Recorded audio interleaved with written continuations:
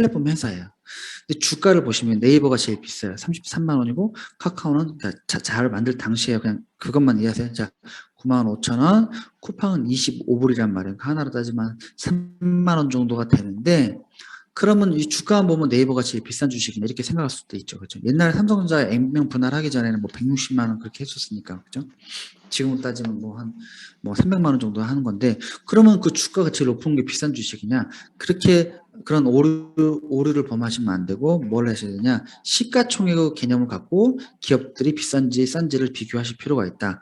그럼 시가총액은 뭐냐? 이 회사의 주가 곱하기 발행 주식 수가 시가총액이다. 이렇게 얘기하면 어렵게 생각하시니까 단순하게 쉽게 이해하시려면 이 회사의 몸값이라고 생각하면 됩니다. 그래서 네이버의 시가총액, 네이버의 몸값은 54조예요. 자, 카카오 시가총액이 42조예요. 살 수 있는 겁니다. 자, 쿠팡은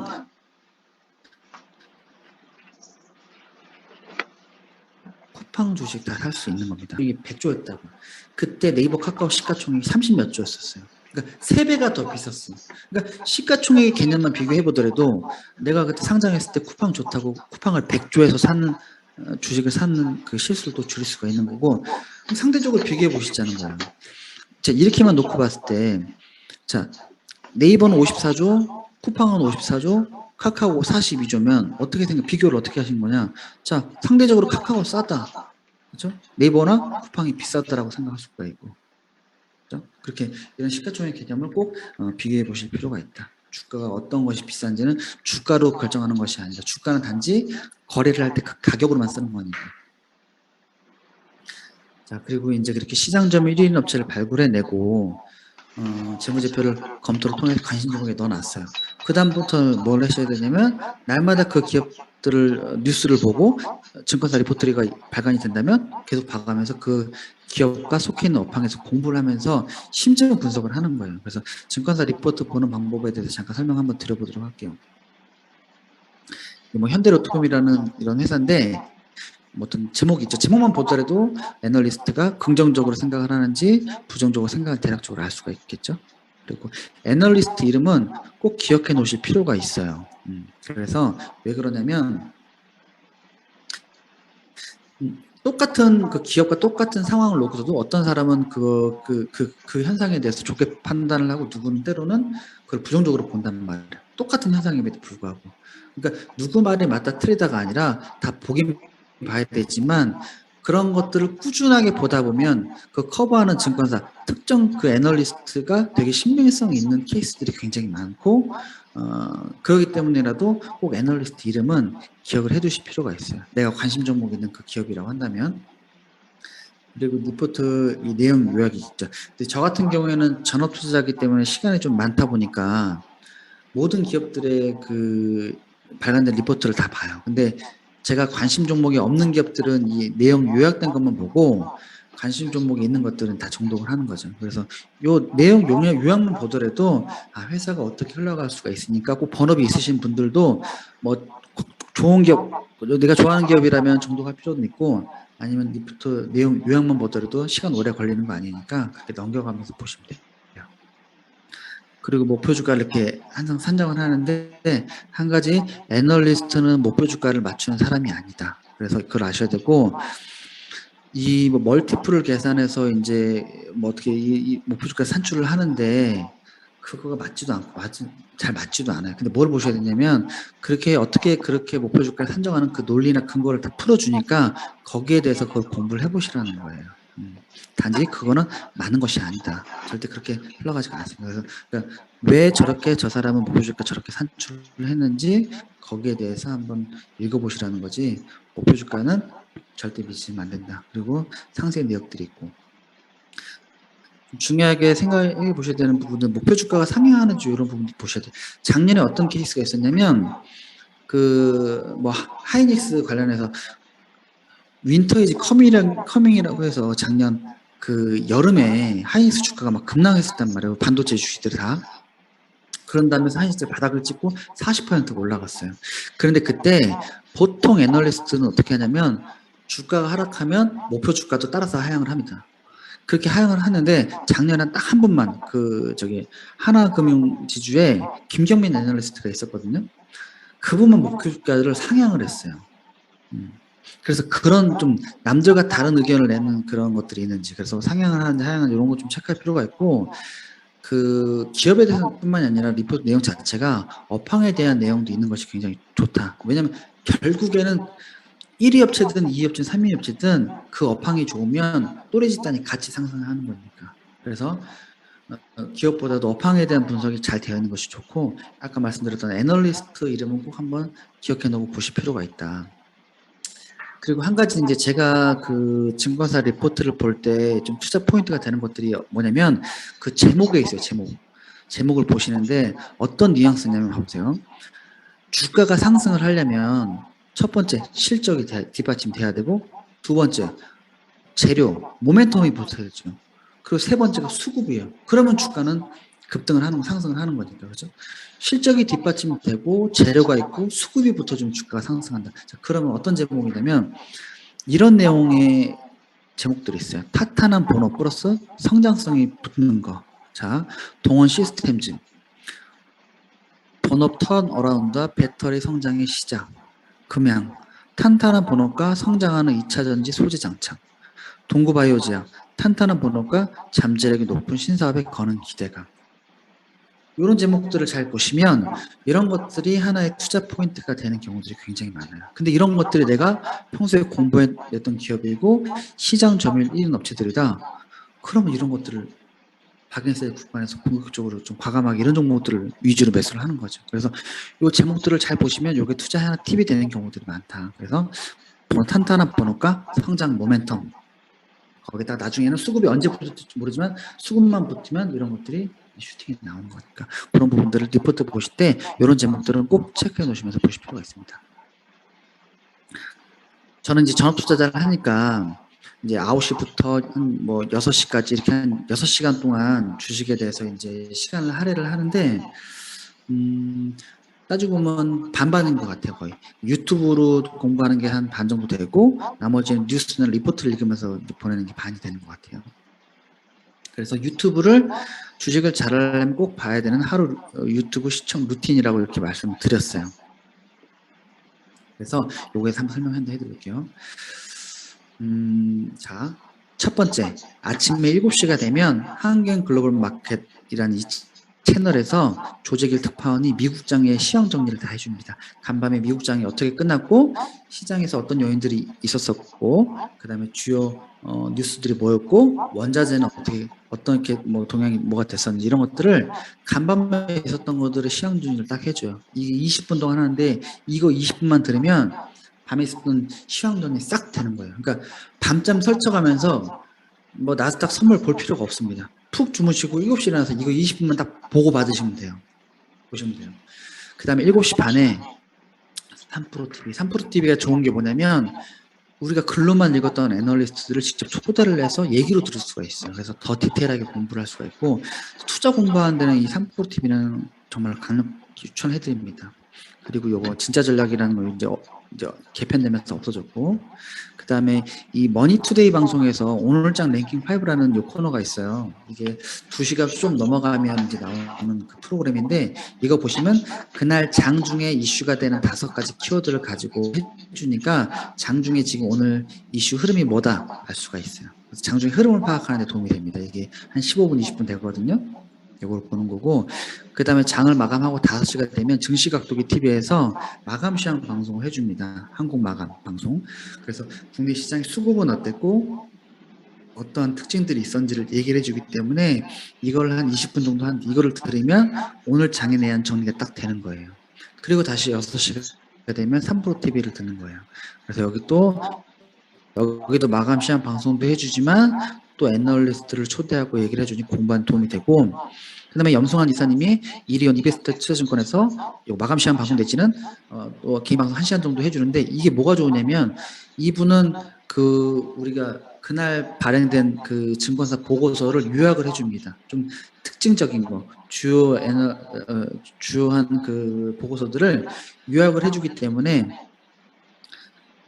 그 보고서를 눈높이에 맞춰서 또 풀어주거든요. 그래서 그거를 또 애널리스트들의 증권사 리포트를 또 요약을 받아볼 수가 있고, 그다음에 연합 인포맥스의 주간 전망대록이 매주 금요일 날 이제 방송을 하는 건데, 이거 보시면 한 주간의 이슈들, 이번 주에 시장이 어떻게 흘러갔고 다음 주에 뭐가 되는지 주간으로 또 정리가 되는 거예요. 그러니까 이런 루틴으로 날마다 이걸 보시면 뭐가 되냐면, 미국 시장 정리되고 장중에 우리 시장 장중에 우리 시장 정리되고 장 마감한 다음에 정리되고 애널리스트 보고서들 요약해서 받아보고 주간 정리하고 이러면 시장을 보는 눈이 자연스럽게 생기는 거예요. 이걸 하루하고 한 달하고 6개월 하면 자연스럽게 시장이 어떻게 지금 돌아가고 뭐 어떤 이슈들이 있는지 시장의 흐름을 읽는데 굉장히 도움이 됩니다. 그런데 그렇게 읽고 있어야 시장이 어떻게 흘러가는지 알아야지 내가 투자 판단을 내리는데 조금 더 유리한 선택을 할 수가 있겠죠.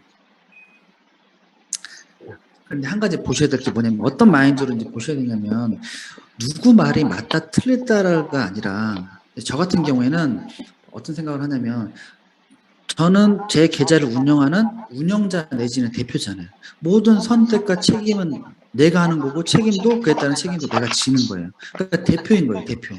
그러니까 저는 뭐냐면, 이런 분들 사실은 수억대 연봉 받는 똑똑하신 분들이잖아요, 그죠? 그런 분들을 제가 고용은 하지 않았지만 제가 고용을 한 우리 회사의 임원분이라고 생각하고 보고를 받는다고 생각하는 거예요.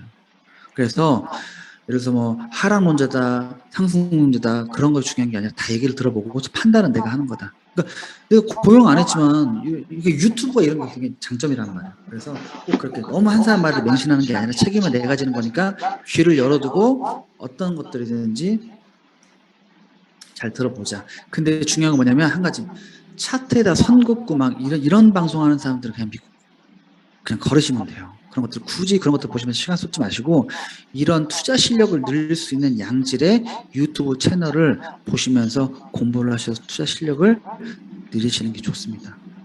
그래서 여기 이 챕터에다가는 제가 발굴한 관심 종목 넣어드렸으니까 한번 꼭 공부해 보시는 데 도움이 되셨으면 좋겠고, 우리 지금 이제 기존 수강자분들 많으시니까 이거 그냥 안 보신 분도 분명 많으실 거예요. 아시죠? 하지만 꼭 한번 보셨으면 좋겠습니다.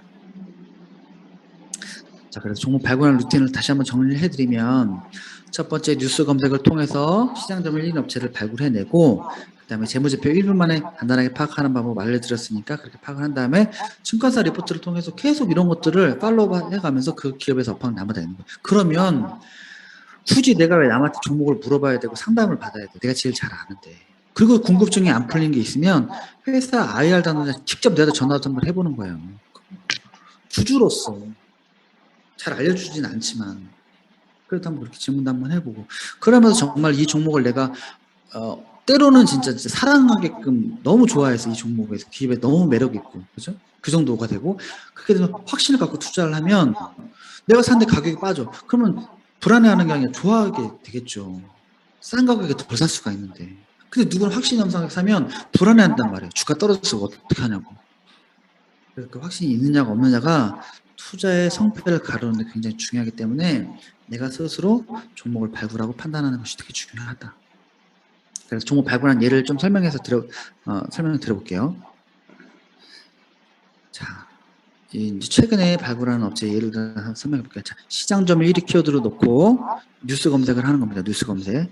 기간을 당연히 특정이나 하루만 기간 설정을 한 다음에 뉴스 검색을 해서 쭉 보시면 이런 기사들이 있어요. 뭐 현대차, 뭐 삼성전자 이런 건 당연히 1위니까 이런 건 볼 필요가 없고, 보통 쭉 보시면 뭐 주말이라 6페이지인데 한 10페이지 정도 됩니다. 자, 볼게요. 특징주 JVM, 조제약, 배분, 자동화 시스템 1위 업체. 오케이. 시장점에서 발굴해낸 거예요. 글로벌 조제약, 자동화 배분 시스템에서 시장점이 1위래요. 그렇죠? 그럼 관심 종목에 넣고, 그 다음에 우리 뭐를 해야 된다? 아까 우리 재무제표 1분 만에 파악하는 방법. 자, 가볼게요. JVM. 자, 가볼게요. 시가총액 한번 보시라고 했죠. 시가총액이 2,500억입니다. 그럼 아까 뭐죠? 우리가 그 네이버가 한 40조 된다고 그랬죠? 네이버가 40조? 그러면 이 JVM이라는 회사는 2,500억짜리인 거 어때요? 2조 5천억, 그 다음에 25조. 그러니까 100배 정도 되는 거죠. 네이버가 100배 이상 더 되는 거죠. 몸값으로 따지면 그 JVM 같은 회사 100개 줘야 네이버하고 바꿀 수 있는 겁니다. 그러니까 시가총액 보시면 이게 중소형주구나 뭐 대형주구나 대가주구나 알 수가 있죠. 그래서 회사가 시가총액 한번 체크 한번 해보시고 주주 현황도 보시면 돼요. 한번 체크해 보시고 이거 대주주 현황이 어떻게 되는지. JVM이라는 회사는 한미사이언스에서 대주주가 있고 한미사이언스가 인수한 거예요. 그래서 그 계열사에 있는 회사입니다. 그러니까 회사 굉장히 탄탄하겠죠. 그렇죠? 자, 이제 쭉 가볼게요. 이런 비즈니스 서머리도 한번 쭉 간단하게 한번 읽어보시고. 자, 아까 우리 이제 봤던, 자, 영업이 2019년도 100억, 150억, 125억, 올해는 200억으로 증가하네요. 그죠? 계속 이 정도 100억에서 100억, 50억 그 정도 사였는데 올해는 컨센서스가 200억이에요. 아, 올해 증가를 뭔가 하는구나. 자, 부채 비율 봐볼게요. 45%. 얼마나 탄탄합니까? 배당도 한번 바꿔요. 배당도 1점 많지는 않지만 1% 주는 게 어딥니까? 그죠? 주는 게 어디예요? 자, 대주주가 한미사이언스고 이런 회사들을 갖고 있는데 예를 들어서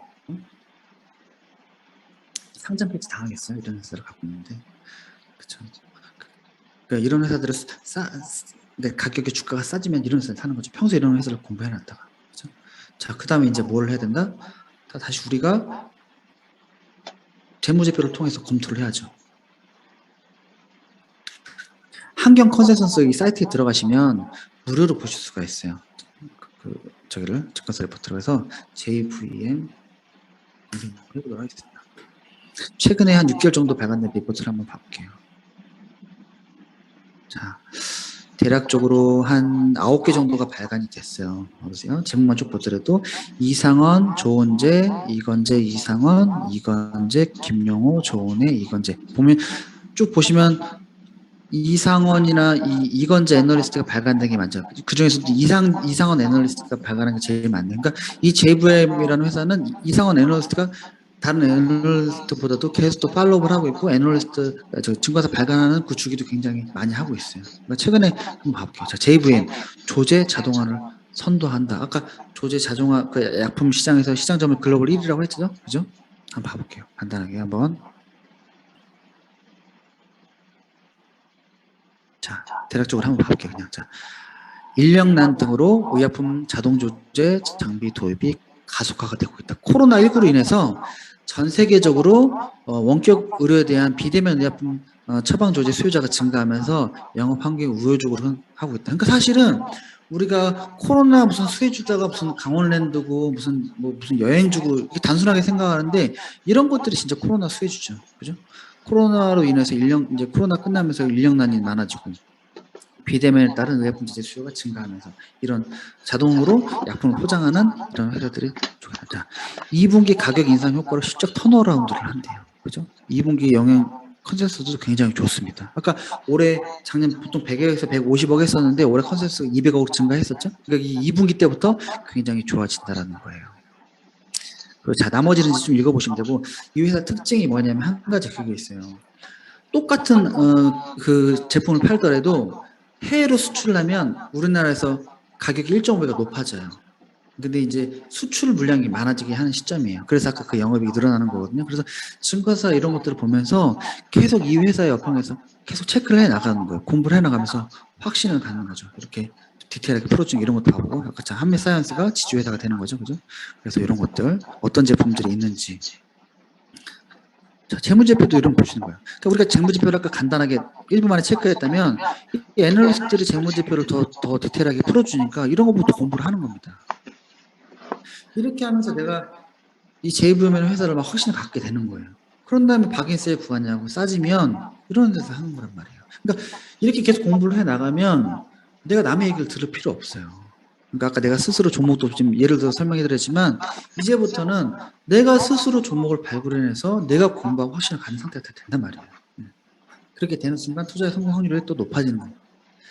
그래서 꼭 남의 얘기 듣는 것보다도 내가 스스로 종목을 발굴해서 투자하시는 습관을 들이시는 것이 대단한 겁니다. 진짜 강의 자료로 돌아와서 자, 제가 아까 투자 스토리에서 제가 1년차 때부터 9년차 때까지 제 계좌가 제자리 걸음이라고 말씀드렸었잖아요. 거기에 대해서 한번 설명해 드려볼게요. 왜 그랬었는지, 어떤 식으로 제가 투자했었는지. 한 가지 예를 들어 설명해 드리면, 자, 원금이 1억이 있다는 가정하에 해마다 수익은, 그러니까 1년차 때는 40% 수익, 2년차 때는 그보다 적은 30% 손실, 3년차 때는 그보다 많은 다시 40% 수익, 4년차 때, 마지막 4년차 때는 30% 손실을 반복한다면 결과가 어떻게 될 것인가? 수익은 40%고 손실은 30%예요. 그럼 수익이 10% 크기 때문에 이걸 반복하면 돈을 벌겠다고 생각하지만 실제로 계산을 해보면 그렇게 안 된단 말이에요. 원금 1억에 40% 수익이면 수익금이 4천만 원이니까 1억 4천만 원이 되겠죠. 근데 30%만 손해를 봐도 원금이 커진 상태에서 적은 손실이기 때문에 손실 금액은 더 커져요. 그럼 원금이 9,800만 원이 됩니다. 또 40% 수익 1억 2,700, 마지막 손실 3,800만 하면 이거 반복하면 8,900만. 근데 이거 4년을 했으니까 그렇지. 10년을 하면 계좌가 계속 녹아내리는 거예요. 어떤 식으로 제가 투자를 했냐면 종목에서 수익을 내다가 수익을 내면 현금을 안 갖고 있고 또 바로 주식을 사버린단 말이에요. 그런 상태에서 하락장을 한번 만나버리면 손실이 적어도 번거 다 까져버리는 거예요. 번거보다 더 까지는 거예요. 근데 저는 잘했으니까 본전이었지. 못한 사람은 손실이 엄청 커지는 거죠. 그래서 제가 이런 것들 아까 질문 어떤 수강자분 하셨잖아요. 그 악재를 어떻게 봐야 되면 어떻게 뭐 좀 예측을 해야 되는지 어떻게 받아들여야 되는지 그거는 몰라요. 언제 하락할지 어떻게 아냔 말이에요. 평소에 준비해놔야지 평소에. 그래서 투자 패턴을 어떻게 바꿨냐면 자 박앤세일 구간에 1년에 한두 번 그런 박앤세일 구간들이 오면 그때 현금을 다 소진해서 사고 보유했다가 매도만 하는 겁니다. 매도만. 그게 박앤셀이 언제 올지 모르겠지만 그거 또 오면 그 순간 현금 소진하고 그래서 이런 패턴을 저는 투자하는 패턴을 좀 바꾸기 시작을 해서 수익을 냈고 그럼 박앤셀 구간이 언제쯤 어느 정도가 돼야 박앤셀 구간도 한번 설명해 드려볼게요. 매수는 1년에 딱 한두 번만 하는데 그 박앤셀 구간은 제가 수치화를 시켜놨어요. 코스닥이 2주간 그러니까 2주라는 거는 꼭 2주가 됐든 3주가 됐든 4주가 됐든 괜찮은데 단기간이라고 단기간에 15% 이상 하락률을 확인해요. 그렇다고 해서 무슨 한 달이가 아니라 뭐 한 달, 두 달 동안 15% 하락하는 게 아니라 단기간에 근데 평균적으로 한 2주 정도가 되면 어느 정도가 나오거든요. 그래서 2주간 15% 코스닥 지수 하락을 하면 그때부터 박앤셀 구간에 돌입을 했다라고 저는 생각을 해요. 그래서 그때부터 이제 보다가 브레이크 신호가 나오면 이제 매수를 하는 거거든요. 자, 그런데 그러면 왜 코스피 지수가 아니라 코스닥 지수냐? 코스피 지수는 삼성전자, 하이닉스, 이제 LG 에너지 솔루션까지 LG 에너지 솔루션 제외하고 그 두 개의 업체가 시가총액의 30%를 차지해요. 그러니까 내 계좌에 삼성전자, 하이닉스가 없으면 코스피 지수하고 내 계좌 수익률은 좀 괴리가 있는데 코스닥 지수는 개별 종목으로 구성이 되어 있기 때문에 거의 연동이 많이 됐기 때문에 저는 항상 지수를 판단을 할 때 그 시장을 볼 때 코스닥 지수를 봐요. 물론 코스피도 보지만 그리고 한 가지 더 코스닥 지수가 2%가 빠지면 종목들은 한 4% 빠집니다. 6월 달에 우리 폭락장이 나왔을 때 코스닥 지수 한 4%씩 빠지면 종목들 7%, 8%씩 빠진단 말이에요. 그래서 지수 하락률 곱하기 2배가 보통 종목이 그렇게 빠져요. 2배 정도가 더. 그런데 자, 그럼 왜 굳이 15%냐? 거기에 대해서 한번 설명해 드려볼게요. 이게 신용 물량 때문에 그러는 거예요. 신용 물량 때문에. 자, 반대 매매가 첫 번째 반대 매매가 그러면 어느 순간에 반대 매매가 나오는지부터 설명 한번 해드릴게요. 볼게요. 반대 매매 나오는 방법 구해드리는 거 설명해 드릴게요. 자, 내 돈이 1억 갖고 있는데 신용을 1억을 더 빌려서 쓴 사람이 있어요. 그럼 2억이잖아요. 자, 이거 잘 기억하시고 자, 빌린 돈 1억에다가 증거금 담보율이 140%거든요. 단순하게 1억에 빌린 돈에다가 1.4를 곱하는 거예요. 그러면 1억 4천이 되겠죠. 자, 다시 원래대로 돌아서 빌린 돈 1억, 원금 1억, 합이 2억. 그 2억이 1.4 곱한 1억 4천이 밑으로 떨어지면 그때부터 담보 비율은 낮아지면서 반대 매매를 증권사에서 강제로 팔아버려요. 그럼 얼마다? 2억이 마이너스 30%, 6천만 원. 마이너스 30%가 되면 반대 매매가 나오기 시작하는 거예요. 그러니까 단기간에 왜 코스닥 지수가 2주간 15%냐면 그럼 곱하기 종목들은 30%가 빠지는 거거든요. 그런 평균적 그때부터 단기간에 시장이 급락을 하면 그때부터 신용 물량이 급감을 하기 시작한단 말이에요. 그래서 그거를 2주간에 15% 이상 되면서부터는 박앤셀 구간에 돌입한다라고 저는 그렇게 생각을 하고 그때부터 이제 종목 매수 타이밍을 잡아가는 겁니다. 그래서 이 신용 예탁금 대비 잔고 이런 것들은 제가 라방에도 많이 말씀드렸고 이 강의 자료를 좀 더 디테일하게 설명드릴 테니까 한번 봐보시죠. 제가 투자를 시작했던 2007년도부터 지금까지 이번 장까지 코스닥이 2주간에 15% 이상 빠지는 모든 구간을 제가 이 자료에 다 넣었어요. 하나도 빠짐없이. 그 이슈들하고 그 악재들이 뭐였는지. 그러니까 봐보세요. 어느 정도나 하락을 했고 평균적으로 이 정도 하면은 지수가 많이 빠진 거구나. 그렇게 생각하십니다. 이제 코스닥 주봉입니다. 주봉. 2008년도 때는 서브프라임 모기지라는 사태로 코스닥이 폭락이 됐었어요. 자, 물론 지속적으로 빠졌죠. 근데 이때부터 마지막에 급락이 나오기 시작을 했습니다. 첫째 주에 22%, 둘째 주에 반등 나오다가 셋째 주에 20%. 그래서 코스닥 지수가 40% 빠졌어요. 그럼 이제 곱하기 2 하라고 말씀드렸잖아요. 그럼 개별 종목은 80%. 이때는 상한가, 하한가가 30%가 아니라 15%였거든요. 이날 제가 사자마자 모든 종목이 이 마지막 날 4일 동안 연속 다 한가 맞았어요. 삼성전자는 빼고. 그러니까 70% 나올만 하죠. 그렇죠? 자, 예탁금이 어떻게 되냐면 지금은 고객 예탁금이 지금 뭐 한 55조 정도 돼요. 현재 많이 줄어가지고. 근데 그 15년 전에 14년 전이죠. 14년 전 2008년도에 예탁금이 8조밖에 안 했습니다. 8조. 물론 많이 준 상태니까. 그러니까 그만큼 화폐 가치가 낮아지고 또 시장의 유동성이 풍부해지고 많이 커졌다는 거예요. 사실 그렇게 생각하는 거예요. 짜장면 값이 2008년도하고 지금하고 월등히 비싸진 것처럼 주식시장도 마찬가지다. 그렇게 생각합니다. 단 바뀌지 않는 건 있어요. 예탁금 대비 잔고의 이 비율은 동일한 거예요. 그래서 누구는 이렇게 얘기하시는 분들이 있어요. 신용잔고가 사상 최대다. 당연히 사상 최대지. 화폐 가치가 낮아져 있는데. 그렇게 생각하시면 안 되고 예탁금 대비 신용잔고가 사상 최대인지를 보시란 말이에요. 그 논리는 잘못됐다. 그래서 예탁금 대비 잔고가 몇 %인지를 좀 체크해 보실 필요가 있고 그 다음에 중요하게 봐야 되는 거는 전일 대비 얼마나 줄었는지 이게 반대 매매가 나오는지 안 나오는지를 체크할 수 있는 거니까. 그래서 지속 마이너스 3.3, 2.9, 3.3, 6.5 전일 대비 마이너스 14%, 전일 대비 마이너스 16% 신용잔고가. 그러니까 신용잔고가 1조 9천억, 2조 가까이 있던 게 봐보세요. 불과 10일 됐나요? 10일 만에 반이 날아갔습니다. 이게 얼마나 큰 폭락장이었을 때가 2조가 1조까지 1조 천억까지 줄었으니까 다 털린 겁니다. 진짜. 앞으로도 이런 장은 또 오는데 정말 공포스러워요. 진짜 이럴 때는. 이번에 하락은 하락도 아니에요. 사실 이런 장 만나면 아시죠? 어쨌든 2009년도에는 박앤셀 구간이 없었습니다. 왜냐하면 저렇게 워낙에 큰 폭락을 했기 때문에 V자 반등이 나와버렸어요. 코로나 때랑 똑같았어요. 그런데 어떻게 됐냐? 2010년도에 유럽 재정이라는 이슈가 갑자기 돌발적으로 나왔었어요. 그냥 평소에 횡보했던 코스닥 주봉이었었는데 갑자기 첫째 주에 8%, 둘째 주에 19% 하락을 했습니다. 그래서 2주 만에 17% 하락을 했어요. 개별 종목 곱하기 이때 샀으면 사자마자 2주 만에 마이너스 30%또 지키는 거예요. 계좌에. 그래서 이때 장을 하면서 올라갔다가 저점 주갔다가 다시 이제 반등이 나오고 이런 장세가 벌어졌던 거고. 자, 신용잔고 예탁금이 좀 늘었죠. 14조가 됐습니다. 신용잔고 5조 정도가 됐죠. 예탁금 대비 잔고가 34%예요. 제가 15년 동안 평균적으로 쭉 보면 평균적인 거는 예탁금 대비 잔고가 30%에서 35%이 정도 왔다 갔다 합니다. 그런데 이제 40%가 넘어가면 시장이 버블이 껴온 거예요.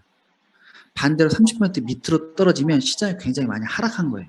하락장이에요. 그런 거를 좀 이제 제가 쭉 보니까 그렇더라. 그래서 그건 좀 머릿속에 담아 놓으실 필요가 있다. 자, 그러면 예탁금 대비 잔고가 33% 정도면 시장이 버블도 아니고 너무 과열된 것도 아니고 너무 적은 것도 아니다. 예탁금 대비 전일 대비 잔고 0.1, 0.4 줄다가 갑자기 마이너스 3.9%가 줄었죠. 이렇게. 이것도 평균적으로 봤을 때 서브프라임 모기지나 코로나 때를 제외하고 나서는 평균적으로 전일 대비 신용 잔고가 마이너스 4%가 찍히면 굉장히 많이 나온 겁니다. 그러니까 이 정도만 나와도 반대매가 많이 나왔구나 생각하시는 거예요. 근데 잘 보세요. 특징 한 가지만 더 말씀드릴게요. 이게 코스닥이 등락률이에요. 5월 19일 날 코스닥이 마이너스 0.8% 빠졌고 5월 20일 날 마이너스 4% 빠졌어요. 3.8 많이 빠졌어요. 그 다음날 마이너스 0.1. 5월 25일 날은 코스닥이 무려 마이너스 5.5%가 빠졌습니다. 그럼 봐보세요. 상식적으로 코스닥이 만약 5.5% 하락을 했으면 이날 신용도가 많이 줄어야 되죠. 근데 앞으로 또 말씀드릴게요. 보통 여기보다 이틀에서 3일 뒤가 제일 많이 빠집니다. 이거 한번 왜 이렇게 생각하지 재밌어요. 해보세요. 이런 경우 해보신 적 없어요? 예를 들어서 하락이 나왔을 때 어떻게든 버텨요. 그러다가 급반등이 한 이틀 나오면 본전을 홀라당 팔아버립니다. 그렇기 때문에 항상 급락이 나오고 이틀 정도 뒤가 신현장을 제일 많이 줄어듭니다. 그러니까 쫄아있다가 올라오니까 팔아버리는 거예요. 아시겠어요? 이거 대부분 그래요. 그래서 되게 사람들의 심리가 다 이런 거 주식시장에 다 담겨 있는 거예요. 2010년도에는 그 유럽 재정 위기에서 그리스 경제 위기로 아예 이슈가 나와버렸어요. 그래서 또 이렇게 코스닥 지수 잘 상승하고 있었단 말이에요. 첫째 주에 7%, 둘째 주에 18% 빠졌어요. 2주 만에 지수가 25% 빠졌습니다. 종목 이때 샀으면 또 반토막 또 나는 거예요. 잘 수익 실현해서 현금 안 갖고 있고 다른 종목 샀으면 또 고점에서 50% 당하는 겁니다. 계좌 반토막 나는 거예요. 그러다가 반등 나오고 다시 죽고 이제 추세가 어느 정도 안정이 되는 거죠. 예탁금 대비 잔고 20조 더 늘었죠? 그죠? 28%예요. 많다고 할 수는 없죠. 적죠, 오히려 보면. 그죠? 마이너스 4%, 6% 많이 나왔죠. 그죠? 그거 이제 좀 줄어들더라. 마찬가지로 마이너스 6%, 이틀 뒤 3.5%. 2012년도에도 박앤셀 구간은 없었습니다. 2013년도에는 차이나 쇼크가 와가지고 쭉 상승하던 코스닥 지수가 첫째 주에 7%, 둘째 주에 반등이 살짝 나왔어요. 셋째 주에 3%, 넷째 주에 8%, 4주 만에 18%. 개별 종목은 또 곱하기 30%. 그러다 반등이 나오고 또 죽다가 이런 흐름을 보여주는 겁니다. 예탁금 대비 잔고는 자 18조 4조 7천억 26%예요. 0.8 마이너스 1, 1.4, 1.4 마이너스 4% 많이 나왔죠? 보시면 이라도 코스닥은 마이너스 5% 빠진 게 6월 25일인데 그로부터 한 3일 뒤가 제일 많이 빠진 이런 수치들이 나오죠. 오히려 상승할 때 더 잔고가 줄어든다. 그런 것도 특징이에요. 자, 14년도에는 없었습니다. 15년도에는 중국 위안화 평가 절하고 미국이 서브프라임 모기지 사태 이후 처음으로 금리 인상을 했었을 때입니다. 그러다가 첫째 주에 3%, 둘째 주에 한 주 만에 16% 빠졌어요. 그래서 2주 만에 또 19% 하락을 했다. 개별 종목 마이너스 40% 또. 예탁금 대비 잔고 35%. 그죠? 전해 박앤셀 구간이 없었으면 항상 이렇게 좀 이렇게 예탁금 대비 잔고 신용비율이 높아져요. 버블이 껴있으니까.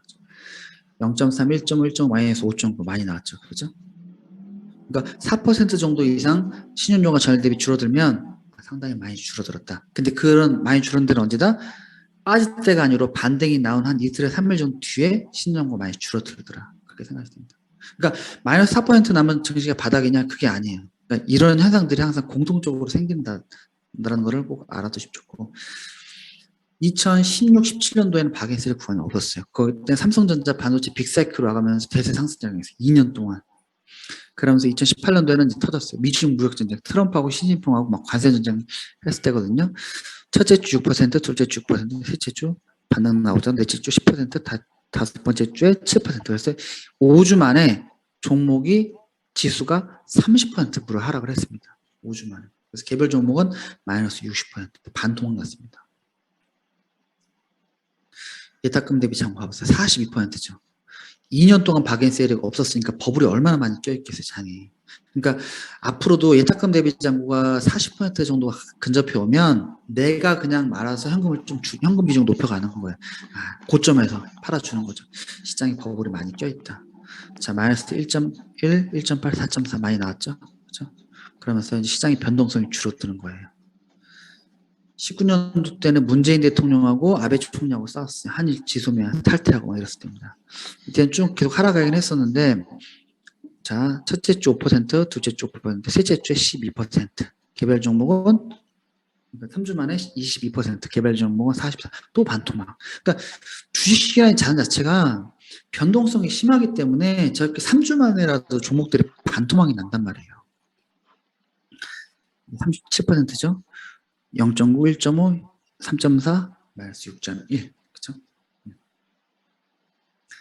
이제 코로나 때 쭉 지수가 행보를 했었어요. 그러다가 갑자기 코로나가 터지면서 빠지기 시작했는데 첫째 주에만 18%, 둘째 주에 20%, 2주 만에 40%. 지수가 종목이 아니라 곱하기 개별 종목은 마이너스 70%. 2008년도 서프라임 모기지와 비슷하죠. 그래서 V자 반응 나왔어요. 예탁금은 대비 잔고. 이때는 뭐 계속 빠졌어요. 3.5, 9.3, 4.7, 3.9, 3.9, 마이너스 10%. 아까 서프라임하고 비슷하죠. 얼마나 많이 줄어났어요. 그때 신용 쓴 사람들은 그냥 다 끝난 거예요. 자, 2021년도에는 없었어요. 계속 우리 장이 좋았으니까. 작년에는 장이 좋지도 않고 나쁘지도 않고 그냥 박스권 장세였죠. 근데 그래서 올해 1월 달에 바로 터졌어요. 이 박인세가 바로 왔어요. 첫째 주 4%, 둘째 주 2%, 셋째 주 3%, 넷째 주에 11%. 그리고 반등이 좀 나오고 우크라이나 전쟁 터지고 뭐하고. 그래서 또 4주 만에 마이너스 20% 하락을 했다. 개별 종목은 마이너스 40%. 우리 1월 달에 포항장 때 기억나시죠? 종목 계좌에 30%, 40% 금방금방 찍히잖아요. 그죠? 예탁금 대비 잔고 32%. 무려 예탁금이 70조까지 늘어났습니다. 그래서 0.1. 근데 1월 달에 제가 그 라방할 때도 말씀드렸지만 반대 매매가 4%가 안 나온다 계속 이상하긴 했었어요. 지수는 많이 빠지긴 했지만. 그죠? 그래서 제일 많이 빠졌던 게 전일 증감 대비 2.3% 줄어든 게 그때는 다였습니다. 자, 이번에 이제 6월 달에 첫째 주 3%, 둘째 주 8%, 셋째 주 6%, 넷째 주 3%. 그래서 또 한 달 동안 21%가 빠졌어요. 종목 마이너스 40%. 이번에도 기억나시죠? 보통 종목들 30%, 40% 빠졌어요.